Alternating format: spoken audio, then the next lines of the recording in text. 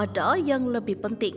Sri Mulyani blokir anggaran 50 triliun lebih. Kementerian dan lembaga diminta cadangkan 5% anggaran. Menteri Keuangan Sri Mulyani Indrawati buka suara soal keputusan pemerintah yang kembali memblokir sementara anggaran kementerian dan lembaga sebesar 50,14 triliun pada awal tahun 2024. Ketentuan terkait blokir sementara anggaran sebesar 50,14 triliun rupiah diatur dalam Surat Edaran Menteri Keuangan Nomor S1082 MK 02/2023. Dalam surat itu disebutkan pelaksana blokir sementara dilakukan sesuai arahan Presiden Joko Widodo pada penyerahan daftar isian pelaksanaan anggaran tahun anggaran 2024. Tindakan blokir sementara ini diambil setelah mempertimbangkan kondisi geopolitik Indonesia. Mengutip pada Kompas.com, Bendahara Negara menjelaskan blokir sementara anggaran merupakan mekanisme pengelolaan anggaran yang sudah dilaksanakan sejak 2020.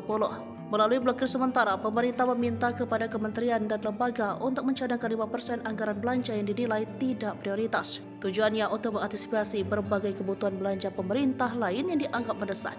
Sri mengatakan blokir sementara sudah dilakukan berturut-turut sejak 2022. Anggaran yang dicadangkan lewat pemblokiran sementara ini bisa digunakan pemerintah untuk kebutuhan belanja yang sifatnya mendesak. Hal ini pernah dilakukan ketika terjadi kenaikan harga minyak goreng pada tahun 2022. Sementara di 2023, blokir anggaran dilakukan karena instruksi Presiden untuk jalan rusak.